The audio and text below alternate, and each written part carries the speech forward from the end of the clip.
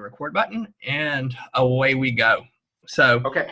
well, to start out with, thank you for being willing to work with this class. And so, as lead, I'm excited that you're going to be on board and working with these students.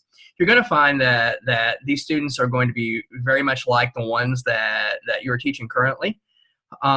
You might even have some of them in the CNI program, I'm not sure. But, they're in that special spot where they are both teacher and student at the same time. And at times, as you have already discovered, your teachers are going to act sometimes like the students. But when Susan gave me this charge last year and said, we need you to redesign 629, I really kind of rolled my eyes and shook my head, because this was not curriculum and instruction.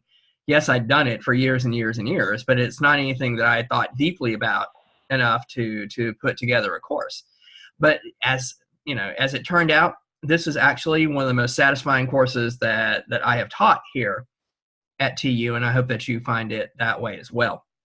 So really, one of the big motivations behind 629 was to improve candidate performance on the GACE. I know that sometimes sitting in 428, it felt a little bit like this was an EdTPA test prep, and I'm not going to sit here and spin a fable saying that 629 isn't test prep. We are preparing them to take the GACE, because this is the capstone class. For most of these students, this is going to be the last stop before they take the GACE exam in curriculum and instruction. You're going to probably also find that during the course of the course that you will have students who will be taking the GACE, because during this time, there'll be at least one window. Usually there are multiple windows for them to take the GACE. And so don't be surprised if you have someone come in and say, I know this is the second week of class, Dr. Young, but in 2 weeks I'm going to be taking the GACE. So that could be an occurrence. Now, all of that having been said, this is not just a test prep. This is not just, Kaplan being offered through TU. We want them to think more deeply about the issues in curriculum. We want them to think about things like instruction. We want them to think about students as learners. We want them to think about assessment. We want them to think about professional development. And we want them to think about these things deeply. And we really want them to see, Michael, how they all tie together, how these disparate parts become a whole. The other important thing with this class is, yes, they've had assessment. Yes, they've had diversity. Yes, they've had special needs. And yes, they do these things because they are practicing teachers. But most of them haven't really done them in a leadership role. And what the GACE wants them to do is, ideally, go out and practice as educational leaders.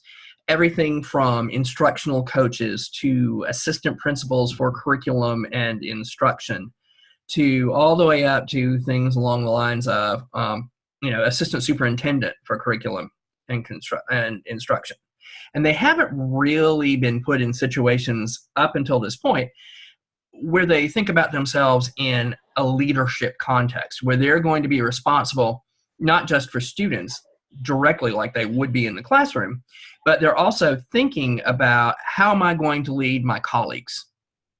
For example, if you were a new teacher and you were going to try to do action research to improve classroom instruction, and you came to me, in my leadership context, how would I help you? How would I lead you? How would I instruct you in how to do it? And so they're thinking about this in a new context. And so really, yes, we are prepping them to do well on the GACE, but we want them to really do more with it, and to really plunge in and really turn these concepts around and see how everything fits together. Which means, as an instructor, one of the big things that you're going to do is, based on your experiences, based on your expertise, you're going to be a big facilitator. You're going to be getting them to think more deeply. You're going to be asking them the guiding questions, to get them to think about these. Sometimes you're going to be playing devil's advocate, and challenge them a little bit to think about this. So there's going to be a large facilitative um, moderator aspect to what it is that you're going to do. So, yes, you will be doing some grading here and there, but mostly you're going to help lead them to really, really, really turn these ideas around, think deeply about them, and hopefully incorporate them into their practice.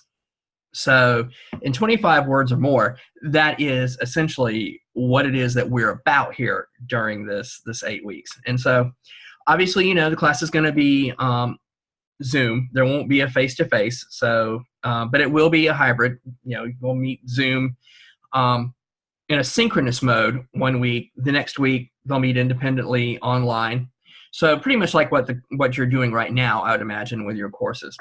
Okay. Yes. One big feature, and I'm sure you're using it right now with your courses, but the breakout rooms are going to be absolutely huge. There is not going to be a Zoom collaborative session where breakout rooms won't be a part of the environment.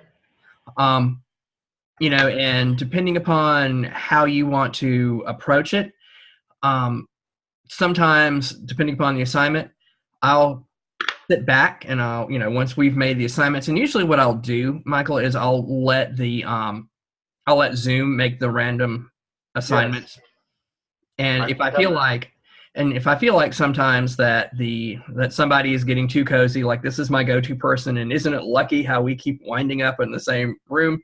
Sometimes I'll make a manual shift, but usually I'll let Zoom randomly establish those rooms. Sometimes I will go into the rooms from time to time and just kind of peek in and chat and be part of the conversation. Sometimes I'll sit back and I'll say, well, okay, you've got 20 minutes and I will see you, at the end of the breakout session. So it sort of depends upon the assignment, and it depends upon what you want to do. So you've got a lot of freedom about how you want to approach it. The students really tend to like the breakout rooms. They really like to talk with each other. And I think this is one of the places where some of the shyer students will actually come out. And again, you can decide how you want your breakout rooms to report out.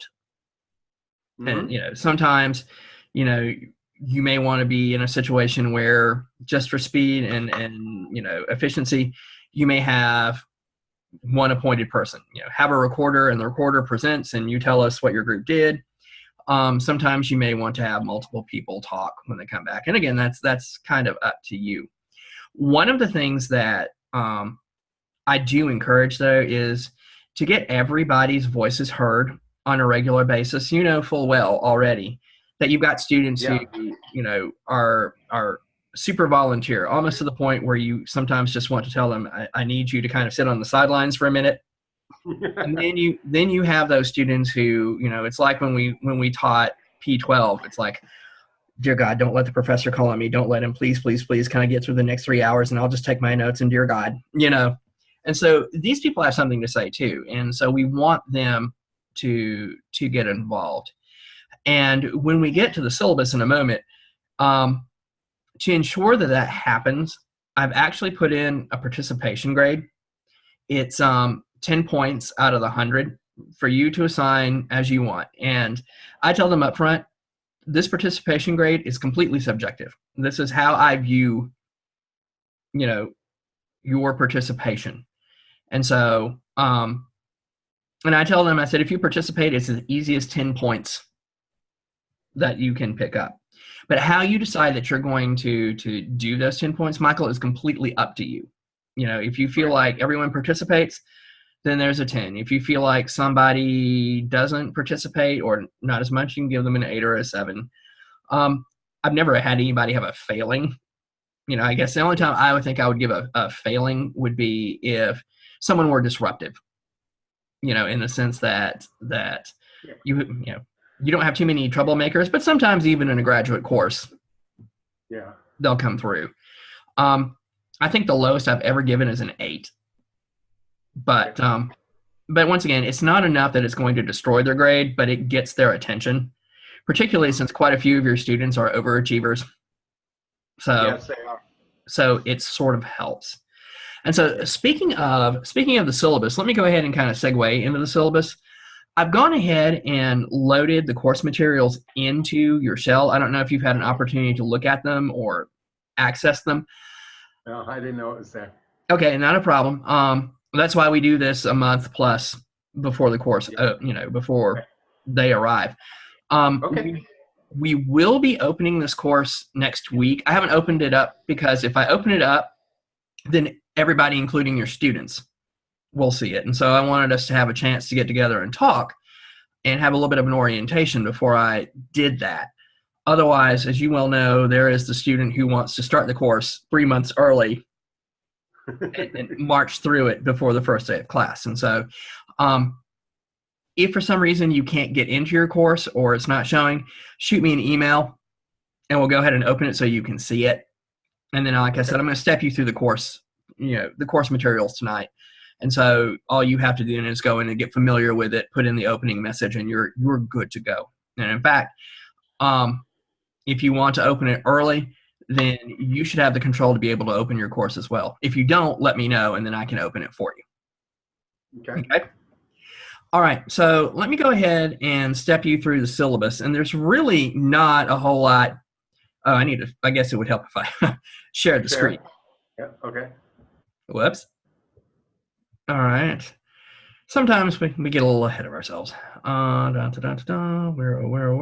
Here we are. Voila. All right, can you see? You should be seeing my syllabus. Yes. Okay. All right. As you already know, the syllabus comes in 2 parts here. You leave the second part alone because that's to you. Yes. Really, there's not much that you need to do with the syllabus except obviously personalize it for your class. When, for example, the day you meet, the time you meet. I put in a communication policy. I find that if I'm, upfront about how and when I respond to my students, transparency is a great thing. Typically, I have a 24 hour. Are you there? Can't. Whoop. Uh-oh. Hold on.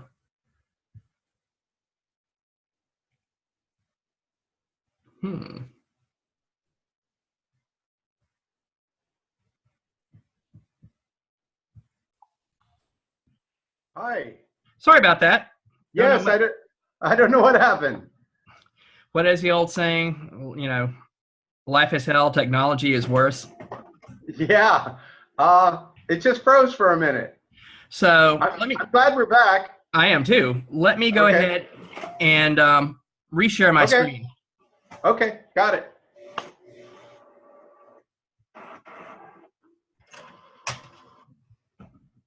All right.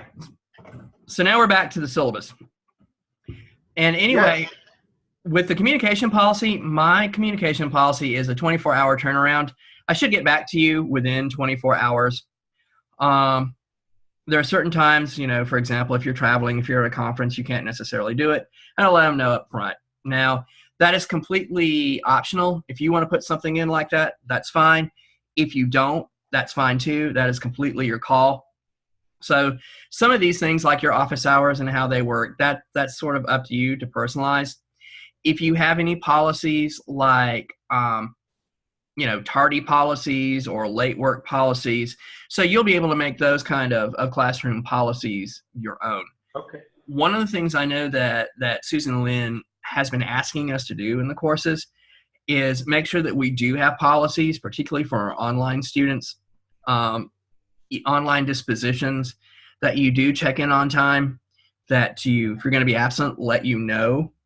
The other thing that she is becoming adamant about is that we want to see their smiling faces. We don't want them just to turn off their video during the class, because as you well know, it's like faculty senate. When you turn on turn off your video, you could be doing anything, anywhere.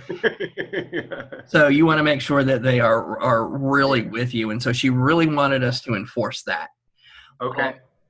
With your late work policy too, whatever late work policy you set, have one and really enforce it. She I think Yes. she feels like it's becoming sort of an issue with some of the grad students, and so, to use the old Barney Fife term, she wants to nip it in the bud. So, Yes. um, apart from that, again, it's just the standard operational syllabus, and so I don't really see that there's anything. Obviously go through it, make the course class policy changes you need to, and you should be set. And so Okay. now what I'll go ahead and do is I'll shift over to the course and start to share that with you, and I'll kind of walk you through it. And obviously, goes without saying, if you have any questions, then Yes. stop me, freeze, because sometimes I'll just go on and on and on. Uh-huh. Okay, so now you should be seeing the course itself. Okay.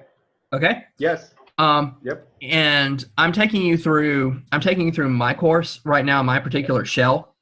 Yeah. So, obviously the announcements, one of the things you want to do before you open this up to your students is go ahead and put out the welcome message. And, you can actually, if you want to, you can use mine. Obviously, you probably want to change the name. But, Yes. Sure.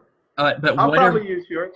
Okay, whatever it is that you want to say in your welcome course, I usually do the regular, hi, my name is, I'm going to be working with you. I'm looking forward to it. And also, if there's anything of importance that they need to think about, for example, in 629, they're going to have to do some things before the course starts, and so I want to kind of point their direction there. So make sure that you go ahead and get some sort of a message up there. Okay. Then the syllabus we've just talked about. So I'm going to take you to content. And you can see that, it's already set up in the folders. Yeah. One of the things that I usually do, but I haven't done it yet, is I put the weeks for the semester. So, for example, week 1 Zoom meeting would, week 1 would be March 14th through the day up to the following Tuesday, because my class meets on a Wednesday. If you want to do that, that's fine. You don't have to. It kind of helps orient them, your students, when you're talking about a due date or you're talking about an assignment. It helps them kind of go, oh, okay, that's happening there. And again, you can follow your own philosophy on opening and closing folders for view.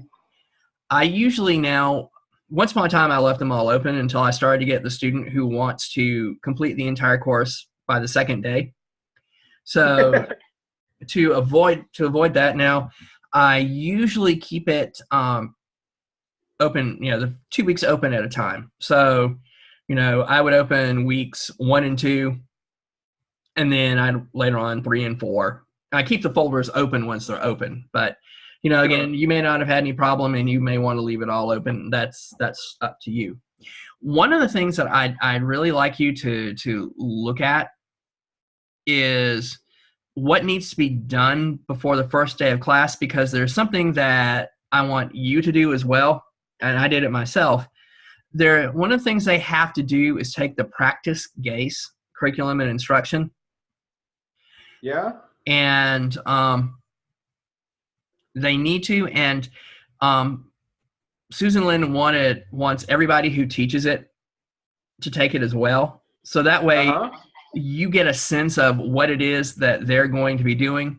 And the links for it, if you go into the resource folder for the unit, you'll find the link there.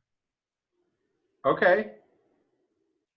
So if you just hit the practice test, it should, if the force is with me, drum roll, it will take you to the GACE page. And if you go down, you can see the practice test. It's $18. You may want to check with Dr. Lynn. She might, if you hit her in a good mood, she might reimburse you for that 18. But do take it, because you'll see the kind of questions that they're going to, the types of questions, the format. It also, for me, to be honest, Michael, it was a great review, because even though I knew these things. I had not necessarily dealt with some of them as concrete items, like, you know, I had not really thought a great deal about Piaget or Erickson per se, about 15 or 20 years. Yeah. And so that gives you a chance to say, well, I'm really strong in this, so I don't need to go and bone up again, or wow, I haven't seen this in forever. I may need to Yeah. you know Okay. take Sounds a fun. quick look. So make sure that you do that. Okay. Um, I wrote it down. we'll come back. I'm taking notes on everything. Oh, that's great. Take I always take notes. I take notes always. Not a problem. Not a problem. And if you have any questions or you go through things and they don't make sense, you know where to find me. So Yeah, not far. do not hesitate to ask. So please make sure Sure. that you do that. Um, Okay. one of the other things that they're going to do is they're going to do an introductory discussion board.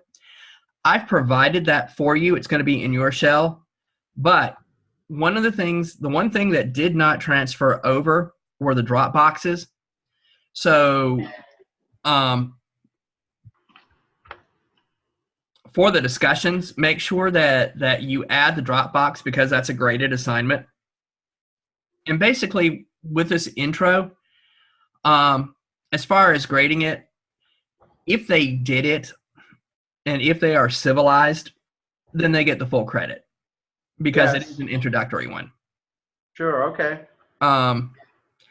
But make sure that it does show up in your grade book, and if not, make sure that you add the drop or the connect it, so that you're not trying to go to the grade book and grade, and it's like it's not there. And where is it? That button that you're hovering over? Right. I go to edit. Yeah.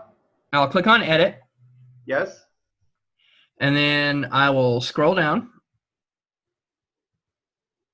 And you can see now it's available to my students. Grade discussion forum. And that's what I click on. Points possible. This is a 10-point assignment. And then you would hit submit. And so you would be able to go to your grade book and you would see a slot for the assignment. Okay. And so And I'll hit my grade center and go to full grade center. And right here is the pre-course discussion activity in the grade book, ready to go. Oh, okay, great. So, and again, if you have difficulties with it, let me know and I'll be happy to help you with it. Okay. Okay. And then we move on to week 1. And when I say introduction to course and sub area 1, the GACE for curriculum and instruction is broken into 6 sub areas. Each sub area has 2 objectives underneath. And with the exception of sub area 6, which is analysis, and it has 3 objectives. And so if you're wondering, well, what is sub area 1? What do you mean by sub area 2? Those correspond with the sub areas of the GACE test. Okay. Now, I'm going to back up a little bit because I do need to probably show you this. If I go back, I'm going back to the first folder I showed you to be completed before the first day of class. Yes. And I'm going back in there, and I'm going back to the resources. The GACE Study Companion and the GACE Test at a Glance, I encourage you to look at both of those as well, simply because they are going to sort of serve a little bit as the textbook for the course for the students. And when I talk about sub area 1, sub area 2, this will tell you what the sub areas are, what the objectives are, and what students are expected to be able to do on the test. So, for example, scroll.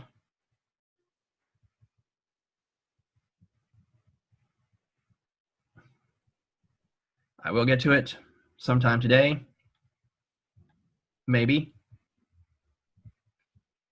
All right. For example, sub-area 1, curriculum and instruction. So here you see what the sub-area is. Here you can see the objective. And here, the beginning curriculum and instruction educator should be able to do all of these things. Okay? Okay. Now, and so that guide is useful for that. Now, fear not, because while that may seem somewhat daunting, remember, they should have had this stuff before. This is why this comes at the end. So they've had things like diverse learning. They've had assessment, certainly. But this is sort of a place, or this class is going to be sort of a triage for them as well. If this is rusty or this is a weak spot, this is the last chance they get exposed. If, for example, the learning theorists like Erickson, like Piaget, this is their last chance to jog their memory or to be exposed, because some of them have said, for example, when we've talked about the learning theorists, wow, I haven't seen these since my undergraduate. But as you see when you take the test, the practice test, that test is absolutely loaded with these theorists and their theories. Okay, good. I'm strong at that. So, but again, when you look at the study companion, it may seem daunting, but remember, you're sort of the great reviewer, or think of it sort of as MASH, like the MASH unit that did the triage. Yes. You're doing it. The only difference is, instead of at the beginning, you're doing the triage at the end. So, all right. So now got it. I'll take us back to the rest of the content. All right. And so I'll always have for you generally what the plan for week 1 is going to be, sort of the general outline. I'll also be providing you, and I already have for most of the face-to-faces, with just some notes or some things that they're sort of like, oh, by the way, you might want to think about this. And I also will provide for you a pacing time about how to block the time. The pacing guide is not policy, it's just a suggestion. Sometimes people know instinctively how to divide up 3 hours between activities, and some people need a little help. And so, once again, if you find the pacing guide useful, great. If you don't need it, don't worry about it. It's just sort of going to be a thumbnail kind of sketch for you. Yeah, all right? Yeah, that's helpful. All right, and I will always have the activities laid out. I also maintain a resource folder. So in that resource folder are usually the things that I'm going to be using for that week. So, for example, thinking about curriculum article, curriculum overview PowerPoint, all of those kind of things are going to be in the resource folder for you. So all you and they have to do is go into that folder, and pretty much everything they need is going to be there. So that should make life easier for you. And there's really not going to be anything that you have to create or make from scratch, unless you just want to. If you find something that's cool that you want to supplement with, that's great. If you don't, once again, you don't have to think, gosh, I've got to go build a PowerPoint, or Lord, I've got to go get this. It's all there for you. Great. Okay. And then I know I'm going to kind of move a little bit through the content, because I know you're going to go through it. I'm going to come back to the reflection paper, because that is like the assignment in the course. Obviously, there's not much for you to do for their online weeks. Again, they have their assignments. They have their resources. The one thing that you will need to do is go back through the through your syllabus or my syllabus, and where you see due dates for things like a research activity, like the assessment activity, as I said, you want to decide when those are due, and then you want to create the Dropbox so that they can upload it to the gradebook. Okay? Now, have you created Dropboxes before? Uh-oh. Hello?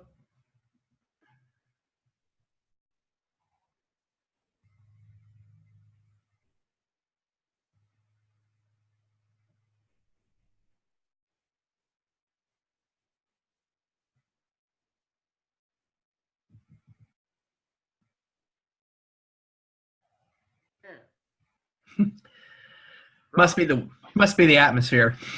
I think it is, yeah, because it's mine. I think mine dropped that time. I don't know if yours did. Mine did. No, I was here. Oh, sorry. Well, it stopped and then it relaunched and restarted. Oh, no problem. It's like a break in the signal. But anyway, what I was saying was before we got interrupted. The Yes. I don't know. You're going to need to create drop boxes for the research assignment. Okay. So Okay. because you'll determine for your class when that assignment's going to be due. Okay. Have you created drop boxes in Blackboard before? No. Okay. It's pretty easy. Instead of going to build content in Blackboard, you go to where it says assessments. Okay. And then you go down to assignment because there are no tests in the class. And just hit assignment.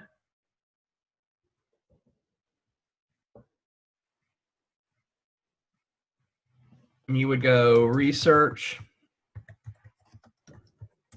if I could spell it right.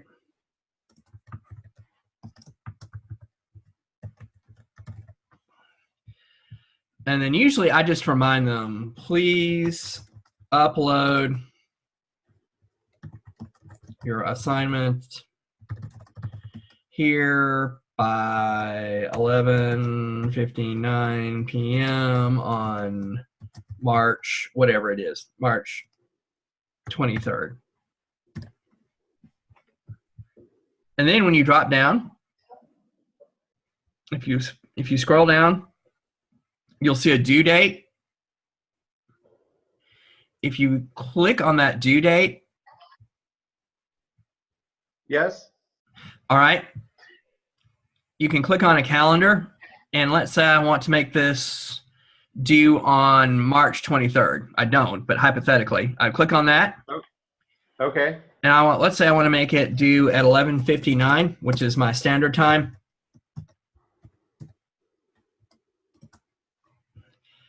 Then when I hit submit, what it will do is it will put out there for the students to see on the Dropbox, this is due at 11:59 p.m. on March 23rd. Then I would add points, like points possible, 10 points.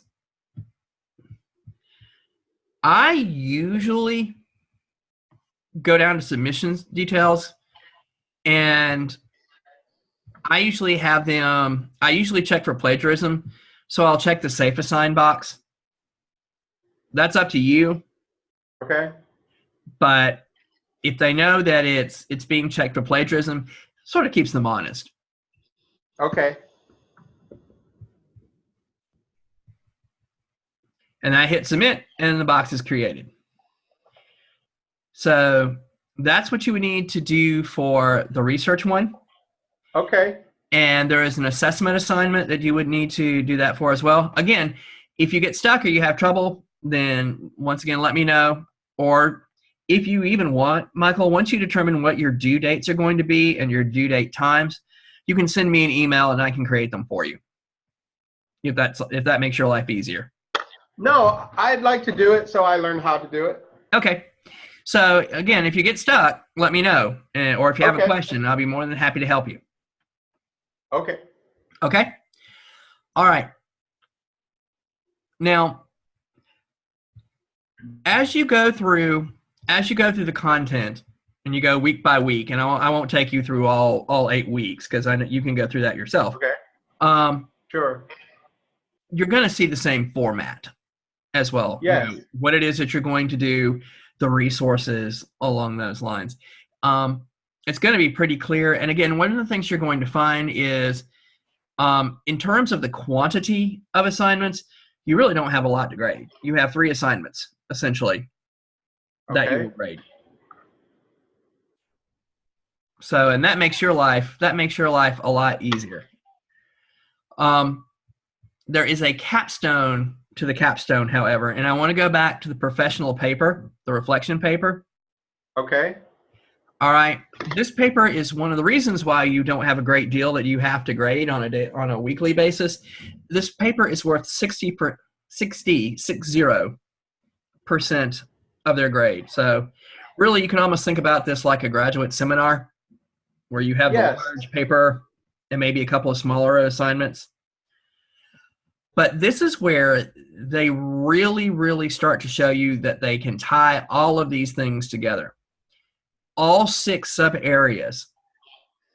And what they're doing is, with this paper, essentially, they're talking about, or they're reflecting about their personal practice, or their professional practice. And up until this point, how have they used these 6 sub areas in their professional practice? How have they used assessment? How have they worked with students as diverse learners? How have they worked with professional development? Okay. And the second part of the paper is, as an educational leader, kind of moving back into that leadership mode, how would they use these 6 sub areas as a curriculum and instruction leader? Okay. So they're looking at this from a past angle, and they're looking at it from a future angle as well. Okay. All right. So, and it needs to be a reflection, but it needs to be supported by research. It needs to be supported by analysis, even the analysis of the analysis. It needs to be supported by evidence of their best practices. So this is not just a fluffy opinion piece. This is not some Birkenstock in the meadow. I feel like assessment is important. They really have to show that they have a command of it through analysis, through research, through evidence of best practices. Okay. So it's really a reflection with teeth. I usually set this as about a 10 to 12 page paper. I give them a little bit of cushion. And I tell them, if you let me know, I'll let you go up to 15. If you don't, you are going to get War and Peace. Okay. APA format. Yes, they do need to cite in text. They do need references. Now, the reference page does not count towards the page limit. That's sort of outside. Mm-hmm. I also have a rubric as well. Now, this rubric, to be honest, if you look at it without hearing the explanation, it will terrify you. But don't be terrified. Okay. And this is the wrong rubric. Okay. That might terrify me. Hold on. I should have the right one up. Here we go. The scoring rubric. Yes, this is the right one. You're going to look at it and you're going to say, oh my gosh, this is 18 pages. But here is the other side to this. It's not as daunting as it sounds. What I did with this rubric is I took each sub area and each subjective and pulled it out. So if you scroll down, you see sub area 1, objective 1. And what makes this really long, Michael, is I went back into the GACE guide, and under exemplary, I gave all the things that students should be able to do based on what the GACE guide said. So for an exemplary, for this one, students would need to be able to do all the things that the GACE said for the subjective. And that's what's made this long in terms of how many pages it is. Okay. So when you read through, it'll make sense. It won't be as terrifying, or because I think if someone Okay. handed me an 18-page rubric, I'd go, "Oh my God, Yeah, that's long. you don't pay me enough for this." So as you see, then I go to objective 2. So really, what it does, and we had discussions about the rubrics. This really makes it easier to grade because we give you more criteria. We give you more information to base your decision on. So that helps. So really, it's just sort of the detail. When you see what we're asking you to do, you'll sort of see, well, this is just the information that kind of helps guide me. This is not. We're not asking you to Ah, man, time travel. did it again. Can you hear me? Hello?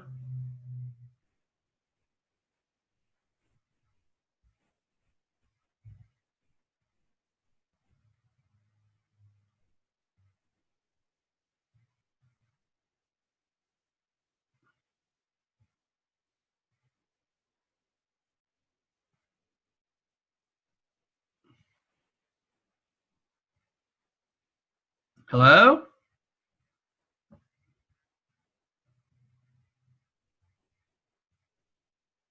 Hello? I'll turn my video on. I see that. Well, this time, the first time it reconnected much faster. I don't know. It's kind of cloudy here, like it's going to rain. So it could be weather. I don't know what it is in Thomasville.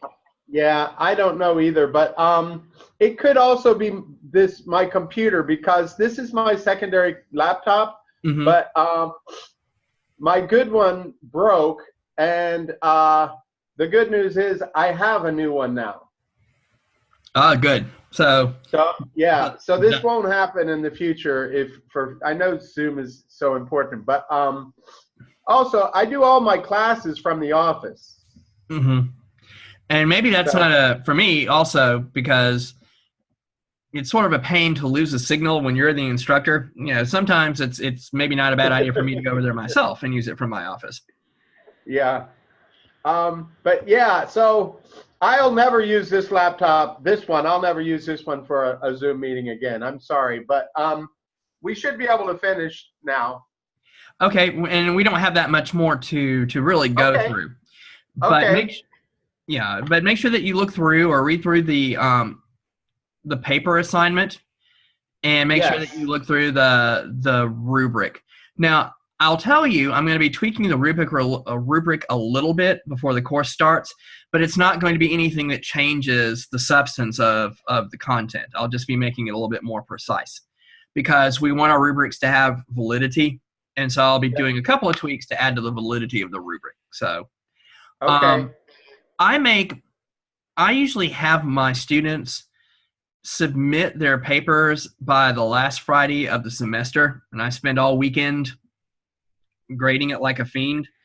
Again, you have control, obviously, of when you want them to turn it in. Mine is due at 5 p.m. on Friday, May the 4th. But Okay.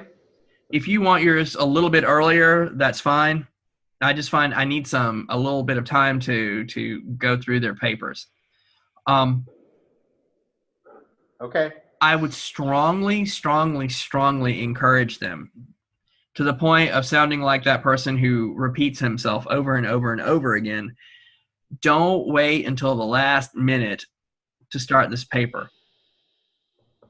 I would strongly encourage them to work on this as they move through, and as they are exposed to the various sub areas.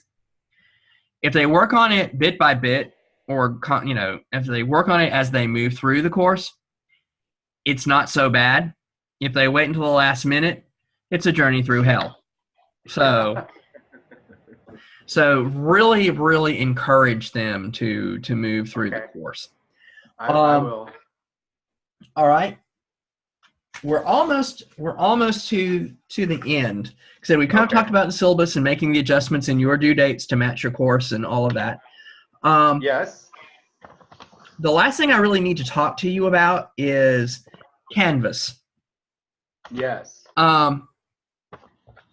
one of the things that is about to happen is not only, as you know, of us switching from Blackboard to Canvas, but EDU 629 is one of the pilot courses to switch over to Canvas, which means we are indeed the guinea pig. Okay. I don't know if, I think you have gotten the emails from Rakita about the Train the Trainer on Wednesday. I'll be there. I'll be there as well. And so Okay. we'll be able to go through this together. And so a lot of what I showed you about the drop boxes and things like that might shift based on what it is, how they're going to create the shells for the class, what they're going to import from Blackboard into Canvas. And as far as what that's all going to look like right now, Michael, I know as much as you do. Okay. I think on Wednesday we'll have a clearer picture, but I do know that both Eric and Rakita have our backs, and we just need to let the students know, because some of them will be fine with the change, some of them will lose their minds. So we just want to let them know to roll with the punches, you know, and part of being a pilot is being a guinea pig, and if there's anything that happens, we'll fix it and everything will be okay. So the big thing is not just to reassure us, but to reassure them as well. Okay. And so if you want, we can kind of talk about this after we get the Train the Trainer session on Wednesday, if there are any questions or concerns or anything along those lines. Okay. And really, right now, that's my briefing for you. Okay.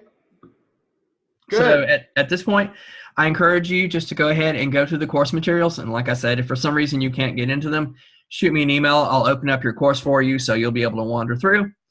Go ahead and start making those sort of changes to your due dates, to your syllabus, to your and because I think what we will do officially is, per Dr. Lynn's policy of opening a course a month in advance, we'll probably open it towards the end of next week.